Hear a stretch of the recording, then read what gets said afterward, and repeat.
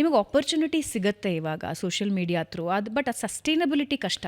That's because the talent, if you are really talented you will survive. ಇವಾಗ artificial intelligence ಬಂದು human ಇಂಟೆಲಿಜೆನ್ಸ್ನ ಕಮ್ಮಿ ಮಾಡ್ತಾ ಇದೆ. ನಾವೆಲ್ಲ ಆರ್ಟಿಫಿಷಿಯಲ್ ಇಂಟೆಲಿಜೆನ್ಸ್ನ ಎಷ್ಟು ಡಿಪೆಂಡ್ ಆಗ್ತಾ ಇದ್ದೀವಿ, ನಮ್ಮ ಬ್ರೈನಲ್ಲಿರೋ ಪವರ್ನ ಹಂಗೆ ಅದು ರೆಡ್ಯೂಸ್ ಮಾಡ್ತಾ ಇದೆ. ಇವಾಗ ನೆಕ್ಸ್ಟ್ ಏನಾಗ್ಬಿಡುತ್ತೆ ಅಂತ ಹೇಳಿದ್ರೆ, ಹೌ ಟು ಈಟ್ ಬನಾನಾ ಅದು ಬೇಕಾದ್ರೆ ಕೇಳ್ಬಿಡ್ತಾರೆ ನೆಕ್ಸ್ಟ್ ಜನ್ರೇಷನ್ ಅವ್ರು ಬೇಕಾದ್ರೆ. ಅದು ಹೇಳುತ್ತೆ ಹಿಂಗೆ ಸಿಪ್ಪೆ ತೆಗೆದ್ಬಿಟ್ಟು ತಿನ್ಬೇಕು,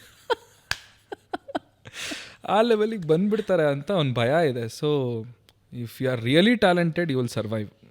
ಅದರ್ವೈಸ್ ನಿಮಗೆ ಯಾವತ್ತಾದರೂ AI ಅಥವಾ ಈಗಿನ ಮಾಡರ್ನ್ ಟೆಕ್ನಾಲಜಿ ಬಗ್ಗೆ ಭಯ ಬಂದಿದೆಯಾ? ಭಯ ಪಡಬಾರ್ದು, ನಾನು ಅದನ್ನೇ ಹೇಳಕ್ಕಿದ್ದೀನಿ. ಇವೆಲ್ಲ ಭಯ ಪಡ್ತಾ ಇದ್ದಾರೆ, ಅಯ್ಯೋ ಆರ್ಟಿಫಿಷಿಯಲ್ ಇಂಟೆಲಿಜೆನ್ಸ್ ಬಂತು ನಮ್ಮ ಕೆಲಸ ಹೋಗ್ಬಿಡುತ್ತೆ ಅಂತ. ಅದೇ ಚಾಲೆಂಜ್ ಆಗಿ ತೊಗೊಬೇಕಾಗಿರೋದು ಇವಾಗ. ಆರ್ಟಿಫಿಷಿಯಲ್ ಇಂಟೆಲಿಜೆನ್ಸ್ ಇದ್ರೂ ಅದನ್ನ ಮೀರಿಸೋವಂಥ ಕಲೆ ನಮ್ಮಲ್ಲಿ ನಾವು ಕಲ್ಟಿವೇಟ್ ಮಾಡ್ಕೋಬೇಕಾಗಿದೆ, ಬಳಸ್ಕೋಬೇಕಾಗಿದೆ. ನಾವು ಬಿಕಾಸ್ ಹ್ಯೂಮನ್ ಬ್ರೈನ್ಗೆ ಅಷ್ಟು ಕೆಪಾಸಿಟಿ ಇದೆ. ಈಗ ಹೈಯರ್ ಎಂಟಿಟೀಸ್ ಅಂತ ಇದ್ದಾರೆ, ಅವರು ಎಲ್ಲಿರ್ತಾರೆ, ಏನು ಮಾಡ್ತಿದ್ದಾರೆ, ದೇ ಆರ್ ಮಲ್ಟಿ ಬಿಲಿಯನಿಯರ್ಸ್. ಅವರೇ ನಮ್ಮನ್ನ ಕಂಟ್ರೋಲ್ ಮಾಡ್ತಿರೋದು. ಸೊ ನಾವು ಹಿಂಗೆ ಇರಬೇಕು. ಎಜುಕೇಷನ್ ಸಿಸ್ಟಮ್ ಅಂದರೆ ಇಷ್ಟು ಮೇಲೆ ಇವ್ರಿಗೆ ಹೇಳ್ಕೊಡ್ಬಾರ್ದು. ಚಿಕ್ಕ ಮಕ್ಕಳಿಗೆ ಇಷ್ಟೇ ಹೇಳ್ಕೊಡ್ಬೇಕು, ಡಿಗ್ರಿಗೆ ಬಂದಾಗ ಇಷ್ಟೇ ಹೇಳ್ಕೊಡ್ಬೇಕು, ಜಾಸ್ತಿ ಹೇಳ್ಕೊಡ್ಬಾರ್ದು. ಯಾಕಂದರೆ ಕಲ್ತ್ಕೊಂಡ್ಬಿಟ್ರೆ ಮತ್ತು ಅವ್ರು ಏನೇನೋ ಆಗೋಗ್ಬಿಡ್ತಾರೆ. So they are controlling everything. So ಇದೇ ಬೇರೆ ಸಬ್ಜೆಕ್ಟ್ ಬಿಡಿ, ಇದ್ರ ಬಗ್ಗೆ ನಾನು ಇನ್ನೊಂದ್ಸಲ ಮಾತಾಡೋಣ. ಸೊ ಇದು ಎಲ್ಲೆಲ್ಲೋ ಹೋಗ್ಬಿಡುತ್ತೆ. ಸೊ ನಾನು ಹೇಳೋದು ಆರ್ಟಿಫಿಷಿಯಲ್ ಇಂಟೆಲಿಜೆನ್ಸ್ಗೆ ಭಯ ಪಡುವಂಥ ಅವಶ್ಯಕತೆ ಇಲ್ಲ.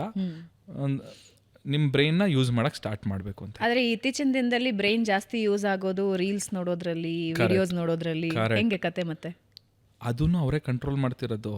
ಇವಾಗ ಒಂದು ಕಾಮಿಡಿ ರೀಲ್ ಬರುತ್ತೆ, ಈಗ ನೋಡ್ತೀವಿ, ನಮಗೆ ಗೊತ್ತಿಲ್ದಂಗೆ 2ನೇದು ಹೋಗಿರುತ್ತೆ, 3-4 ಹಂಗೆ ಬಿಟ್ಟರೆ ಅರ್ಧ ಮುಕ್ಕಾಲು ಗಂಟೆ ಹೋಗ್ಬಿಟ್ಟಿರುತ್ತೆ. ತುಂಬ ಜನ ಹೋಲ್ ನೈಟ್ ನೋಡಿರ್ತಾರೆ. ದಯವಿಟ್ಟು ಅದರಿಂದ ಹೊರಗಡೆ ಬನ್ನಿ. ನಿಮ್ಮನ್ನ ಟ್ರ್ಯಾಪ್ ಮಾಡ್ತಾ ಇದ್ದಾರೆ. ಆರ್ಟಿಫಿಷಿಯಲ್ ಇಂಟೆಲಿಜೆನ್ಸು ನಮ್ಮನ್ನೆಲ್ಲರೂ ಟ್ರ್ಯಾಪ್ ಮಾಡ್ತಾ ಇದೆ, ನಮ್ಮ ಬ್ರೈನ್ ಕೆಪಾಸಿಟಿನ ಕಮ್ಮಿ ಮಾಡ್ತಾ ಇದೆ. ಅದರಿಂದ ಹೊರಗಡೆ ಬನ್ನಿ, ಫೋನ್ನ ಕಿತ್ತು ಬಿಸಾಕಿ ರಿಯಾಲಿಟಿಗೆ ಬನ್ನಿ.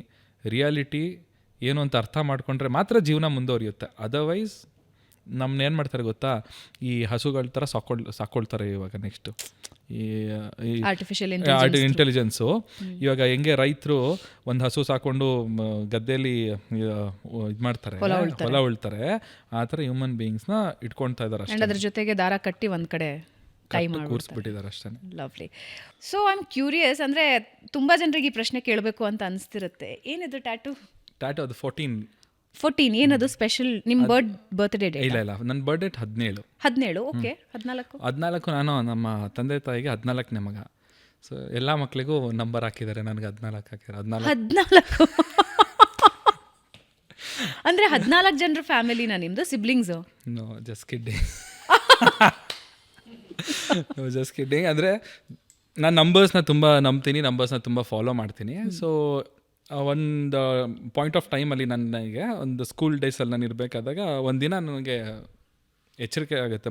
ರಾತ್ರಿ ಮಲಗಿ ಬೆಳಗ್ಗೆ ಹಿಂಗೆ ಎಚ್ಚರಿಕೆ ಆದ ತಕ್ಷಣ ನನ್ನ ತಲೆಗೆ ಫೀಡ್ ಆಗಿರುತ್ತೆ, ನನಗೆ 14ನೇ ನಂಬರ್ ನನಗೆ ತುಂಬ ಲಕ್ಕಿ, ನನಗೆ ಆ ನಂಬರ್ ಅಂದರೆ ನಂಗೆ ತುಂಬ ಏನೋ ಅಂತ.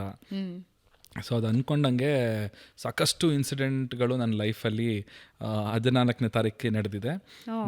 ಅದರಲ್ಲಿ ಒಂದು ಮೇಜರ್ ಇನ್ಸಿಡೆಂಟ್ ಹೇಳ್ಬೇಕಂತಂದರೆ, ನಾನು ಬಿಗ್ ಬಾಸ್ ಒಳಗಡೆ ಹೋಗಿದ್ದ ದಿನ ಅದು October 14th. ಸೊ ಆ ಸೀಸನ್ ನಾನು ವಿನ್ ಆಗಿಬಿಟ್ಟು ಹೊರಗಡೆ ಬಂದೆ. ಸೊ ಆ ನಂಬರ್ ನನಗೆ ಅವಾಗವಾಗ ಒಂದು ಏನೋ ಮೆಸೇಜ್ಗಳನ್ನ ಕೊಡ್ತಾ ಇರುತ್ತೆ, ಆ ಥರ. ಸೊ ನಿಮಗೆ ಅದು ಲಕ್ಕಿ ನಂಬರ್ ಅಂತ ಆ ಥರ ನನಗೆ ಅನಿಸಿದೆ. ನಾನು ಅದನ್ನು ಫಾಲೋ ಮಾಡ್ತಾ ಇದ್ದೀನಿ. ಸೊ ಅಂದ್ಕೊಂಡಾಗೆಲ್ಲ ಆ ನಂಬರ್ ನನಗೆ ಕಾಣಿಸ್ತಾ ಇರುತ್ತೆ. ಲವ್ಲಿ.